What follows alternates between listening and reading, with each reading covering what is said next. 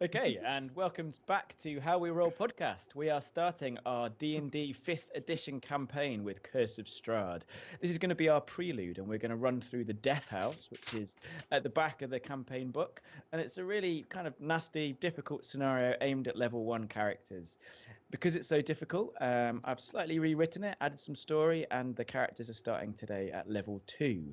So, let's introduce yourselves, guys. I'm joined by 4 very, very talented players, all with a range of RPG experience, all who've been part of the podcast for a good while now. Do you want to start us off, Owen? What's your name? And that doesn't work, does it?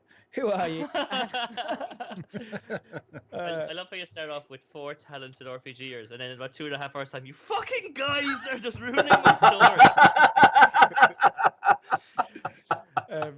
I was going to say well to that bit. Owen, so who are you and who are you playing tonight? Alright guys, today I'm playing Seth Thorngage. He's a level 2 rogue halfling who has a background as an entertainer. And I'm Owen, I guess. Dave, do you want to follow up? Hey, my name's Dave. I am playing a noble dwarven paladin named Ulrich Nachthammer Godson Hochnacher. What the fuck? I'm noble. I have lots of names. He said knocker. Nachthammer. Aaron, do you want to follow that up? Yeah, hi guys. I am going to be playing a Dragonborn Paladin tonight by the name of Sulfarax. Chaotic good Paladin, and we will see what kind of fun and adventures we can get into with him. And last, we have Niall joining us from Canada today. How you doing, Niall? And I'm good. I am playing a high elf called Voron Elar. He is a level 2 wizard, and like every other wizard, he's curious about everything Arcana, and he left his hometown to go traveling and adventuring to seek out mysteries and the magic of the world. fantastic. And so this adventure starts in the Sword Coast, so the western hearthlands of the Forgotten Realms. And each one of you has had a very strange and mysterious invitation delivered to you. None of you are entirely sure where it came from. Like maybe it was like, I mean, depending where you were, if you were camping, maybe you woke up and it was found maybe on your bedroll. If you were in your house, if you have a house, maybe it was knocked through the door. But either way, all of you have found this incredibly expensive invitation addressed to you. It's in like black, really black, expensive paper with gold design all around, like sort of really Art Deco designs. When opened up, it says, High Mage Archeron commands you to attend a very unique birthday party for Lady Belladonna Archon. Terror, humiliation, perhaps even murder will be the entertainment, with 10,000 gold pieces paid to those who survive the night at the Death House. You sure this isn't a Call of Cthulhu game? Just saying. Yeah, I did get a bit carried away with writing this. So in that vein, I'd like you guys to give me some either history or intelligence checks, depending whether you're trained. You can choose whether you want to... Let's start off with history or intelligence checks about the hosts. So Vincent and Belladonna. So do you want to start us off, Owen? Oh boy, I am going to struggle with -1 intelligence on this one. Oh boy, oh boy, oh boy. At least I'm history not. or intelligence, yeah. At least Yeah, I'm not the so- only stupid one. Am I the only smart one in the party? You might. We're in trouble then. I rolled a 4 -1 for 3 on intelligence, we'll say. Okay, so you have no idea. You've never heard of either Vincent Archon or Belladonna Archon. It fits my character, I guess. I'm kind of a street urchin type. No, I mean, you've got some idea that they're a sort of a noble family, but no, you don't know any more. Dave? I rolled a 7. Yeah, you've never heard of them either. Is it worth me calling you by your first names, or do you want me to call you by character names? Character names, I think. Character names, yeah. Okay, Dave, so Dave could also do a change in his name in It's just Roll20. Ulrich. Oh. okay, so Roll20. It's not on the stream. Oh, I'm just that's gonna fair call enough. you E. okay, Sulvarix. Yeah. Rolled a 4. Yeah, this is going well. You've never heard of them either. And lastly, Voron. Please, I have +5. Please I crit got fail. 7. I got a 7 with -1, Fantastic. bitch. Going well. David Okay. spent a month, or Joe spent a month writing this, and I he's know going to lose nothing- a portion. I of know his nothing about it. backstory. I'm just looking at the envelope, just like, I wonder how can I sell it? It looks expensive. No, and we've still got some more to know because you're obviously kind of puzzled by this. So same again. See if you've heard of the Death House because it is a a reasonably famous place. So I have an ability from my entertainer background to like collect local rumors and gossip. So sometimes I can get a modifier for my roll because of that. I'll let you roll with advantage because there's quite a lot of history here and none of it's gonna get out of this way. Okay, So, so with a Roll minus one, twice and give me the best. with a -1, I rolled a 14 and a 14, so I got 13. Okay, you found a few things. So at first you recall that about 100 years ago, there was a huge fire at this place, which is sort of northeast of Waterdeep, about 3 days travel, and around 30 people were killed. You kind of do a bit more sort of digging through your memory, maybe even a bit of research, and you found that a death cult was based there, and the 30 people who had died were either members of the death cult or they're prisoners. And with a 14, you also learned that the death cult was led by someone called Gustav Durst, a nobleman who went mad after his wife committed suicide. So a lot of stuff came out. That was good. Dave, I should probably call you Ulrich. Close enough. Can I send my retainers out to sort of gather gossip and whatnot? Sure. And get the name of that guy. So give me the roll. Oh, I was going to ask you to repeat the name. So I It's could on write it dictation. down. Oh, Oh, yeah. sorry, Gustav Durst. Gustav But that's- Durst. Is... Only Owen knows that, right? Mhm. Sure. Yeah, but we're not method role playing. So give me. Can you give me a history int roll? History. I got a 6. Yeah. Beyond that, maybe like sliver of information, no more. Silvarex. Well, history is not very high at all. Can I just roll an intelligence check again? Yeah. Definitely. A bit higher this time. I roll a 9. Again, you've never heard of the Death House. It's not something that's great that you know about. And lastly, strange place. Voron. All right. Let's hope it goes better this time. Come on, smart guy. 18! Woo! Brilliant. I feel like Boron's our minder, taking us out for the weekend. Yeah. Let me get pen and pencil. So, in addition to the information that you'd already found out, that Owen found out, so I'm not going to go through it again. So this cult was there, people died. You also realised that over the past century, a number of people have either gone missing in the vicinity or have been found dead inside the death house. All the people found dead inside were found dead in horrible and painful ways. That's since the cult killings. That's over the last 100 years. Yeah, people Okay. have. Lots of people have been missing. I wouldn't say lots, like a handful, like maybe half a dozen, perhaps. Okay. But completely unsolved kind of jobbies. Completely unsolved, yeah.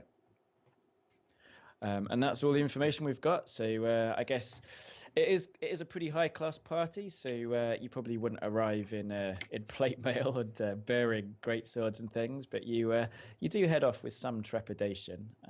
The invitation does say sort of murder and all sorts. It's going to take a few days travel. When the time comes, some large black carriages arrive at your wherever you are, and there's an offer to take you there. And we're going to start off with Owen's character, if that's okay. So I'm assuming you're from Waterdeep. I think that's what we talked about before. Yeah. So it's midsummer. For the most part, the lands around Waterdeep are beautiful at this time of year, lush and sprawling, an endless expanse of bright green meadows and thickly wooded hills. It's not until you leave the hamlet of Rassalanta, I think that's how it's pronounced, and I've got a map for you. Do you see that, guys? I need to open up roll 20. Yes, I do. Rassalantar.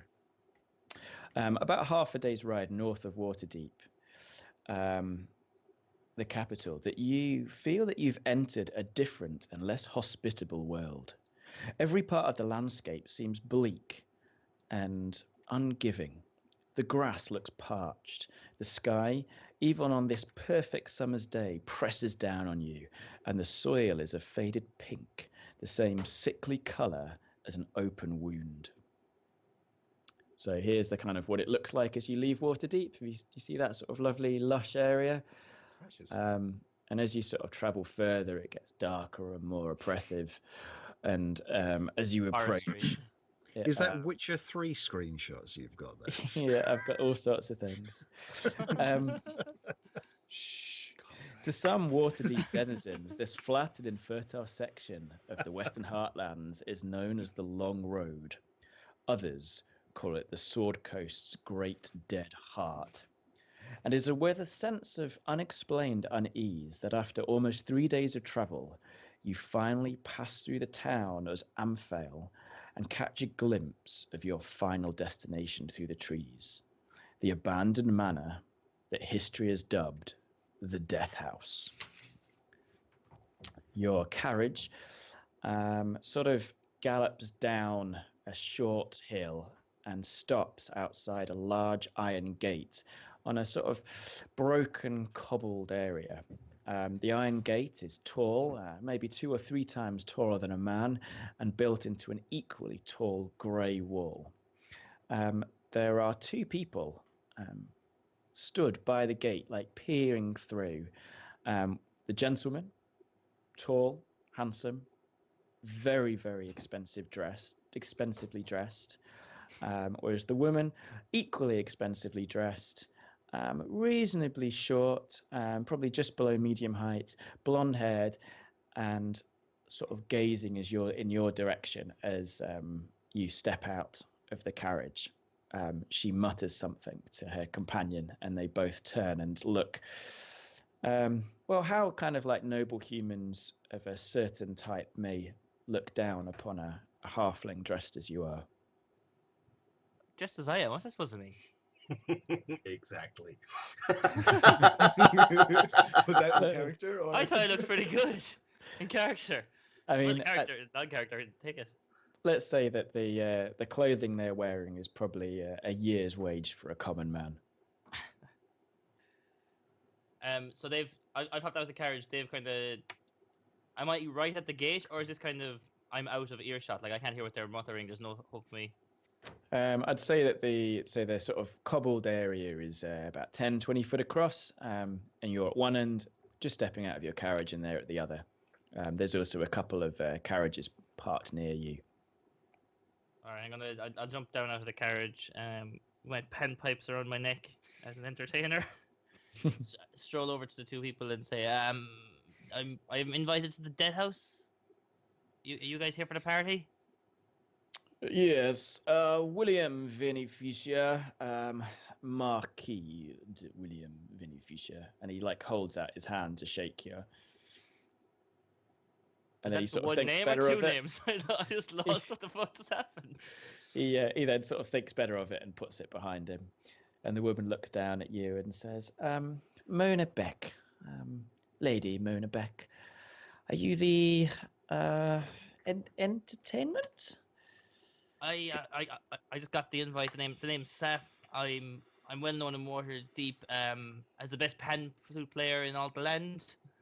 God, I really wish I brought that fake recorder to do that. Something though. I assume I'm here to entertain the guests, Mona and your friend William. Billy there. You can call me the Marquis. Are you going to let us in? We've been here for rather a while. I don't have the keys to it. What do you mean marquee? Are you a tent? Oh dear. At that minute, 2 more carriages can be seen upon the rise, and within, I don't know, about 30 seconds, they come down into the main area, and Voron and Suvarex get out.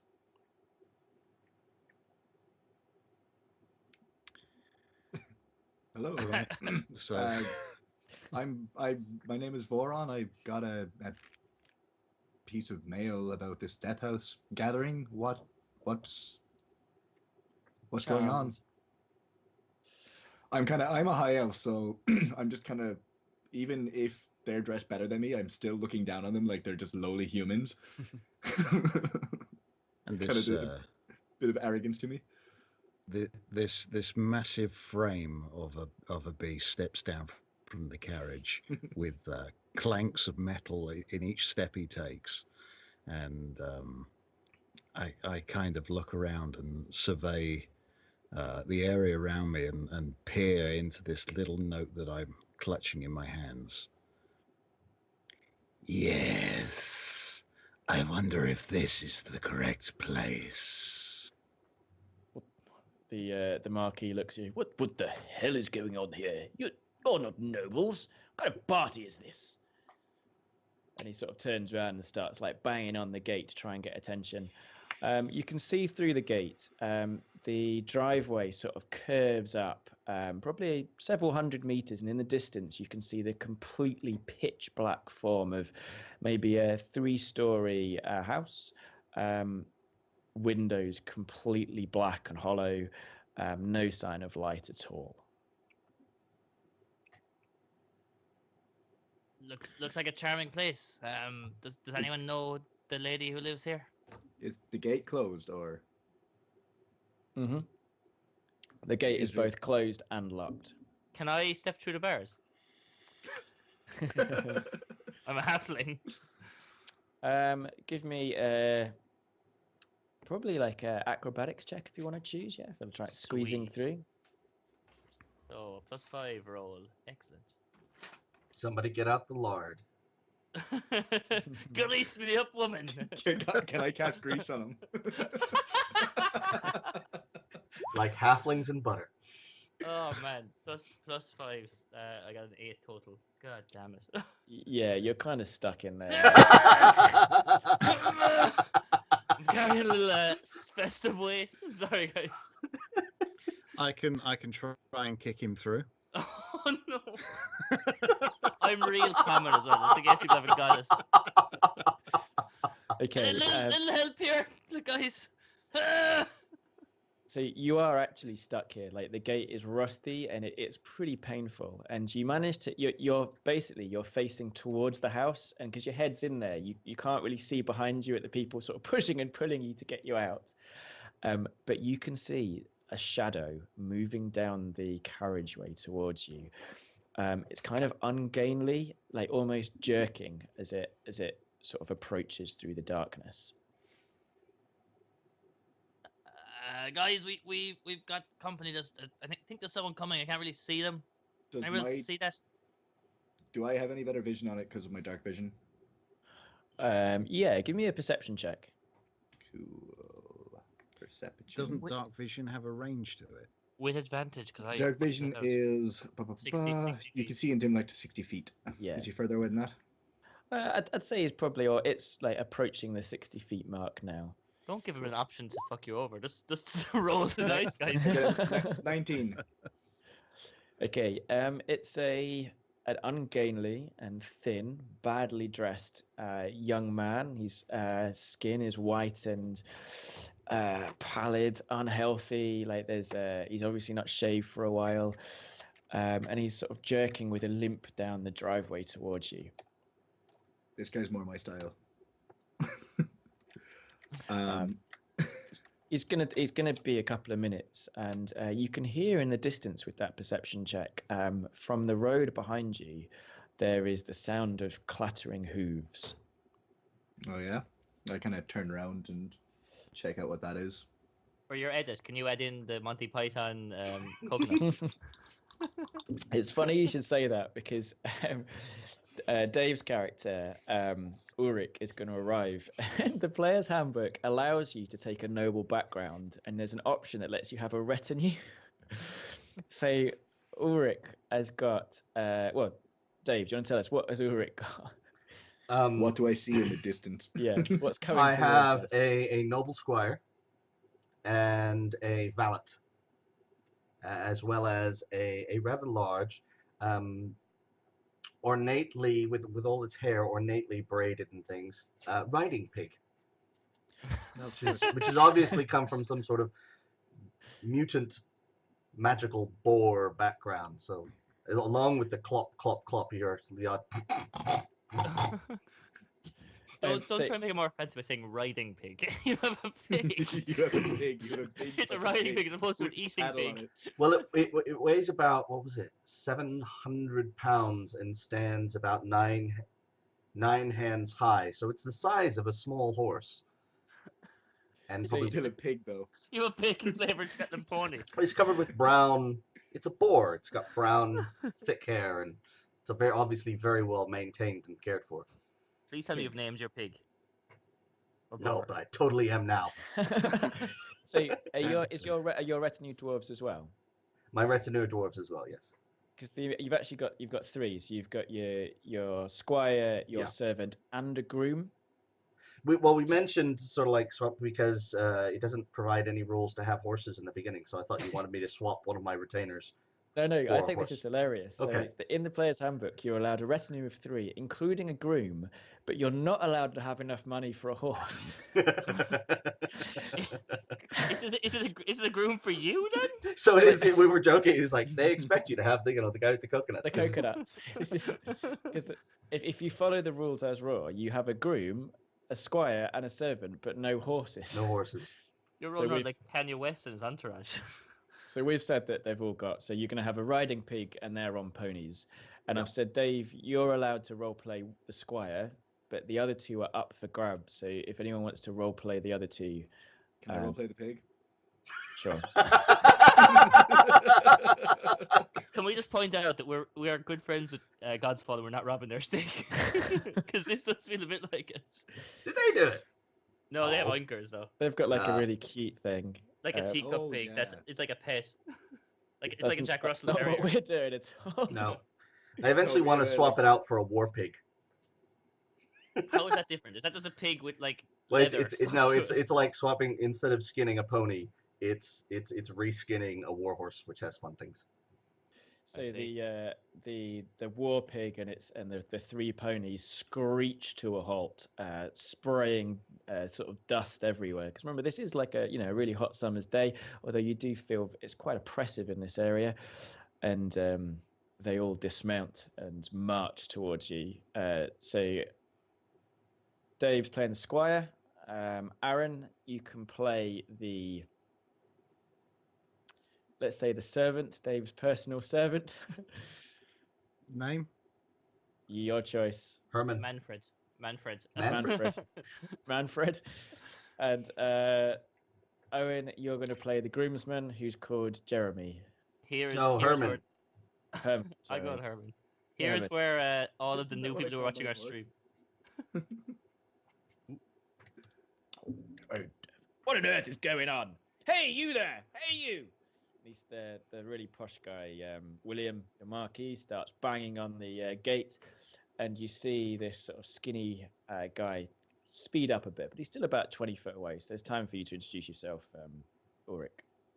Who am I introducing myself to? William. So the people here. Yeah, so there's a sort of a lady, very beautiful, very slim. There's this kind of rather up himself Marquis, and then there's the 3 players. I'm not getting through, guys. Oh, and there's a half stuck in the bar. If I say cast a spell that would use a daily slot in this situation, will it be back by the time we get to the death house? No. Okay, then I'm not greasing you out. Guys, what's happening? I can't. What? I can't see. Name of the episode. I'm not greasing you out. The one of the retainers who's wearing sort of a bit more almost military livery steps forward. He's also carrying my lance. Speaks up and is like, if I may introduce His Noble Lord Ulrich Nachthammer Godson Hochnacher the Third. Then I'll step forward. Good evening, ladies and gentlemen. Oh, I nice. I agree. Go on.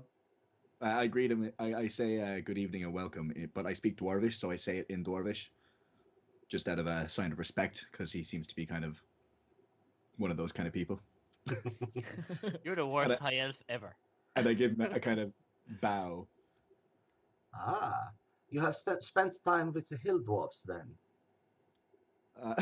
No, but I've studied a lot in my lifetime. Ah, I very have, well. yes.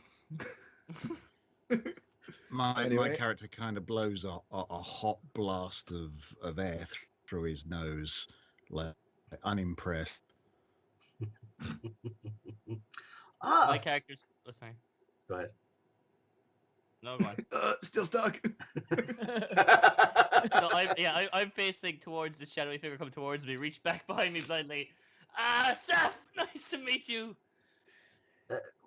May I inquire what is with the halfling in the bars? Is he the night's entertainment? Fool, the Yes, jester? he is. He's Lady Bona Beck. Nice to meet you. And this is the Marquis. What did you say your name was? Marquis de Beneficia. I feel my accent has changed about 3 or 4 times now, which I apologise for. and at that moment, the skinny figure like approaches the gate and he's unlocking it, and he looks even more sort of terrible and woe-begotten than he did in the shadows. And he completely ignores Saf and just pushes the gate open with him in it. His little arms and legs wiggling and. I hope he'll become famous because that could be gift in the sound clip. So. Hello. Right. You need to come with me right now. Quickly now. Come on. Quickly. Come on. Okay. My name is Derek. I'm the owner of the house. And I've been charged to bring you up there. And at that moment, every single light goes on in the house, and like light blazes out from every single window, shining across the driveway. And you're pretty sure, Saf, at that moment, just looking up, you see something silhouetted in one of the windows, like a really odd shape. It's gone as soon as you saw it. Can you come with me, please, quickly? Come on, all of you now. Come on. What did we name my other retainer? I've got Herman and Derek. Manfred. Manfred, wasn't it? Herman and Manfred. And what was the last one? Dietrich is my squire. You're just testing Joe's ability to pronounce German names at this point. So. I should have went with Dirk. I love Dirk. I think it's a hilarious German name. So the lady goes to this guy. Is this 10,000 gold pieces reward real? Yes, very good question. Well, maybe. You should probably ask the hosts. I don't know. Will you come with me, please? Come on, follow me. And he begins like marching down the carriageway up to the house. Manfred, Herman, see to the animals. Dietrich? Yes, No, my lord, okay. Yes, sire. At least nobody tried to do a Baldric impersonation. Yes, So, I have a cunning plan. You do notice to one side there does seem to be like a stable building, sort of off to the left, slightly away from the house, and the servants head off in that direction. Dietrich just sort of takes up position to my right and just behind, carrying my shield, which has my livery on it. Okay. Wander over to Saf, and I just grab him by the belt and yank him out of the fence. Don't need anything, Brett Joe. Nailed it. Nailed it. Done. Done. I was waiting for someone to do that. I thought that was like, this is genius. I'm going to be hilarious. I should stop drinking rum right now. Okay. So you approach the house. You peaked. It really is this sort of tall, gaunt building. Most of the windows are sort of plain glass, sort of set into sort of heavy lead. A few of them are stained glass, and the light inside makes them sort of shine blood red across the carriageway and into the woods that surround the house. You approach up to the doorway, and this guy, the owner of the house, sort of stopped. Did I call him Derek? I didn't actually write that down. I think I did. As we're coming up the driveway, could I cast detect magic on him as we're walking along, just subtly? On the owner of the house. Yeah. Go for it. Okay. Well, yeah, it's a ritual. It takes a minute to cast, so as we're going up, I just kind of. So with a ritual, I'm pretty sure it's like a ritual. So you'd like lay out candles on the floor. Oh, and It depends. It depends on the components. We Well, want then, the yeah. rule lawyers this. Okay. Can you describe the way that you cast it? Well, You know, it's just. there it's is just, actually rules. We'll upset it's so many some. people. It's somatic and verbal. Does it have? But- There's usually a Oh, no, wait, no, casting that's- time with a ritual. 1 minute. He Yeah. said that. Okay. So the casting time, detect magic is 1 action, and the duration is 10 minutes. So for the duration, I feel. Hold on, I'll just press the button here. That would be good. There. That's. It's verbal and somatic, so there's no actual materials required. Yeah, so that's not a candles and stuff. ritual. That's a spell. it has it, but you can cast it as a ritual. So hang on, let's just check the rules for rituals very, very quickly. Unless anyone has them handy themselves. I'm just going to go to this. spell Certain check. spells have a special tag ritual. Such a spell can be cast following the normal rules for spell casting, or the spell can be cast as a ritual. The ritual version of the spell takes 10 minutes longer to cast than normal, and also doesn't expand a spell slot, which means the ritual version of spell can't be cast at a higher level. To cast a spell at the ritual, the spellcaster must have a feature that grants the ability to do so, like which you will do. So it takes 10 minutes to cast. So yeah, I mean, I picture it like you'd light candles, you'd burn incense, and it's not something you can do while walking along. I think you'd need to have the spell memorized to do that. But no, can't you? You can cast it as a ritual, or you can cast it and discard that spell slot. Exactly. I don't want to discard a spell slot yet, so I'm not going to. Okay. Yeah. So you approach the house. Derek turns around once you get the top and says, so the master of the house, well, it's me, I guess. But anyway, the host of the party has said I need to collect all of your weapons if you've brought any. I'll hand him my short sword. Oh, brilliant, thank you. And he sort of holds it, but like really ungainly, as if he's definitely not trained in that. Do I get a ticket or something to get it back? I mean, and a short sword for a halfling is a lot shorter than your average sword, and I'm clearly like 4 foot shorter than everyone. Like, how do I know I'm gonna get my sword back? Yeah, you could probably ask the host that. It's a good question. But you can go in now. Okay. Who's next? Does a staff count as a weapon? Like, would he look at it like that, or can I just kind of? Good question. Do you need it to walk? Is it a limping staff, as it were? A limping staff. It is. I have a bad leg. Oh, it's probably okay then. That's probably fine. Okay, in you go. Bye. Bye. I hobble in, taking it. I just start walking past with Dietrich just behind me. Hey, hang on. I need your weapons, I'm afraid, if you want to come in. You would attempt to separate a noble paladin from the symbol of his power. And then the Marquis goes, "That's a damn good point. A gentleman and his weapon must never be separated." And he gives like a really lascivious wink to Mona Beck. Yes, very funny. No, you can't go in without giving me your weapons, I'm afraid. Roll an insight check, Ulrich.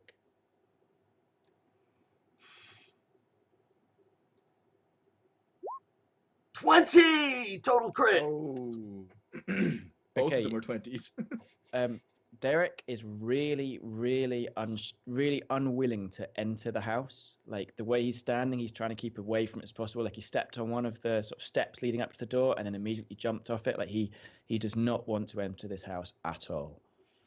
In that case, I'll just sort of look over to Dietrich. Say, Dietrich, give him my shield. And as soon as he's sort of handing it over and sort of encumbered with the shield, I just walk straight in. He sort of goes to stop you, but he's like so encumbered with the shield, he almost collapses, and you march on through. And And I'm William, 200 pounds of armored, determined, bearded dwarf. Hang on. And William Beneficia, the Marquis, marches in behind him, as does Mona Beck. Just turn to the Marquis and say, I do not understand when the servants decided they ruled the roost. Damn good show. Exactly right. Anyway, should we go on? I feel a drink is needed, Master Dwarf. Yes, I think a nice Armagnac. I take it I just get in as well then. Well, he's kind of like he's now holding the shield in one hand, and the halfling sword in the other, and is like sort of swaying, but like completely blocking your way.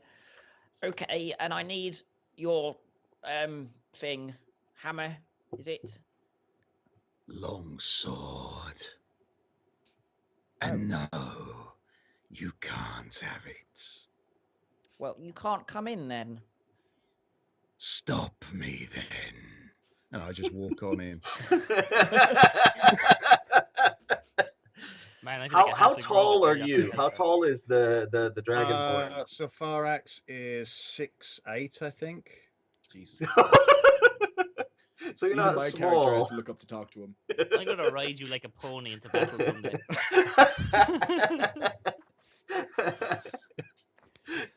I'm 4'2". And I'm 3'6". I'm 6 foot. We can ride 2 ponies. Fuck the war pig. Oh boys. Okay. So Varix, can you just give me a perception check as you're is sort of about to push by as you're pushing through? 6. 6. Mhm. Okay, so you march on through and you join everyone else in this kind of entrance hallway. It's not long. I'll move you through to the map in a moment. So oil lamps lang from the portico ceiling by chains, a flanking set of open doors in front. So you've got sort of doors that you just walk through. You go down a very short hallway into another. There's sort of doors in front of you.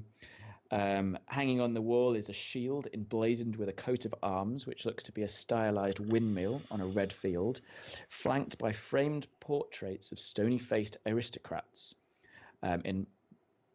You push your way through the double doors at the end and enter the main room of the downstairs area. I wish I knew what more than half of the words you just said meant. So He didn't use the word charnel, so we're good. He didn't use charnel once. Not yet. Or massacre. Entering the main room of the house, it's a large black and wild tiled entrance hallway, really big room. To the left is a huge stained glass window depicting an oddly disturbing design. It seems to be a silhouette of a man on a rearing black horse with its hooves aflame. A number of doors lead off into the house. To the far end, in the far end of the room on the right, there's a sort of curved staircase leading up to maybe a balcony above. There's a large welcoming fire in the fireplace. A modern-looking glass cabinet filled with expensive-looking drinks. There's like a trestle table has been set up with expensive food, that like canapes.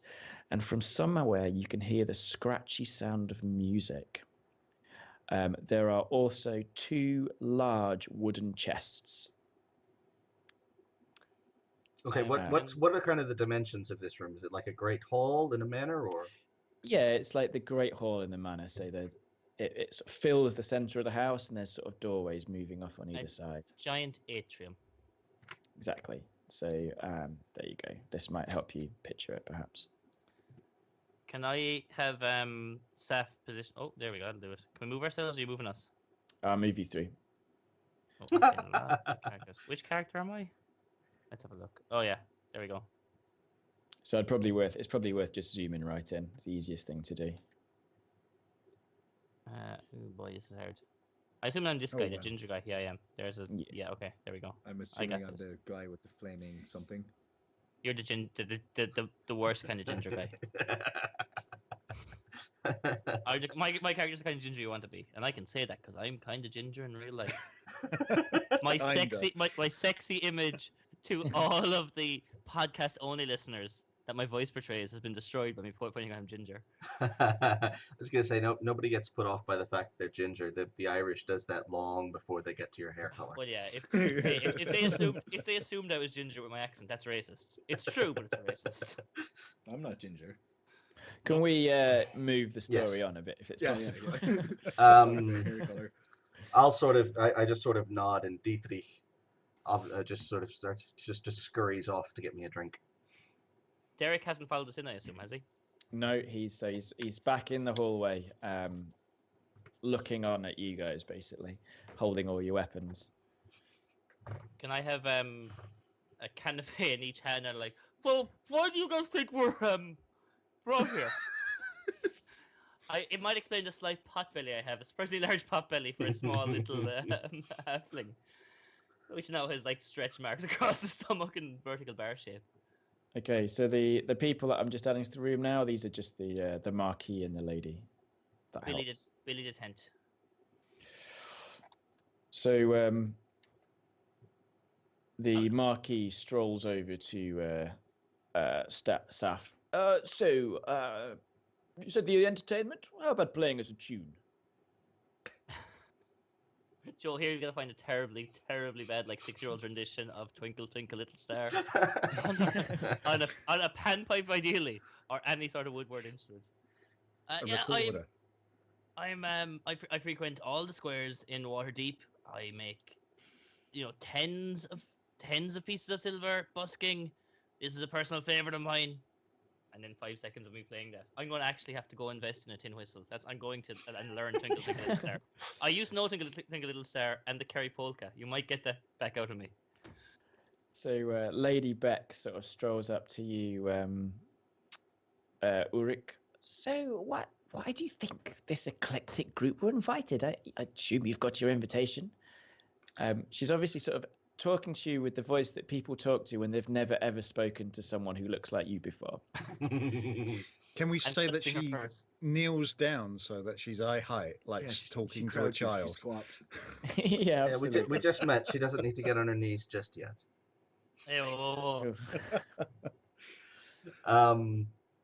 Sort of Dietrich comes up and just sort of prefers a balloon of something brown and smelling wonderful. Well, you see, I don't entirely know what this is about, but I was in Waterdeep investigating the disappearance of my oldest brother. Completely useless member of the family. I'm sure he will turn up in a couple of weeks with some red-headed human whore on his arms like he did the last time.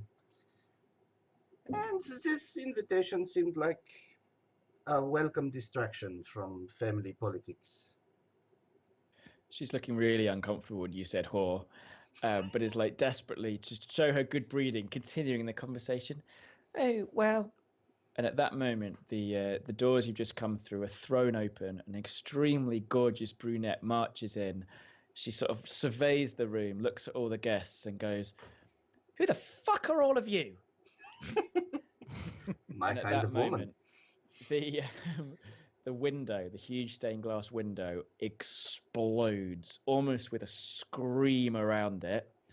And judging where your characters are, Sulfarix, Voron, and Saf, can you make me dexterity saving throws as shattered glass, huge sort of panes of glass spray in all directions? Oh, fuck's sake. Can I make an acrobatics check for it? Wow, no, it's a dexterity saving throw. Come on. Okay, fair enough.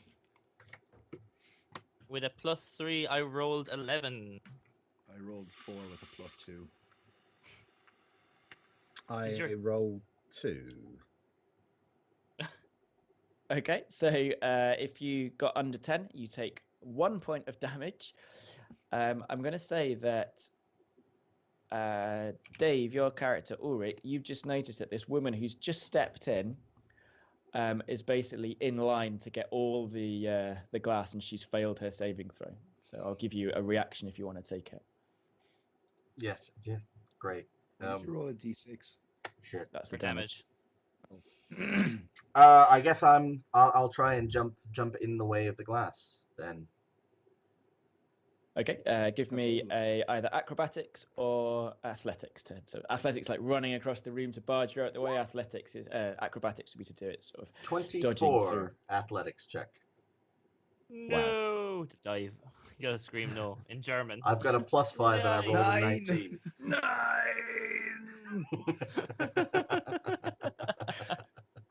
Wow. Okay, so you take 1 point of damage. So is that so? Niall and who else failed? I did. Aaron as well. Okay, Alright. so as glass flies around you, and you basically land on top of Belladonna Archeron, as you'll soon find out that she is, saving her from damage, and a huge like pane of glass embeds itself in the floor next to you that would have definitely hit him. And she sort of looks at you, gazes into your eyes, and just goes, "Why, get off me, you fucking pervert!" I'm liking this woman more and more. Sort of get up and oh shit! I spilled And my as she brandy. says that, another character appears at the top of the stairs. An elderly gentleman, well dressed, holding a cigarette. He looks down at you and goes, "You should feel honored. That's probably the first person with testicles she's ever said that to.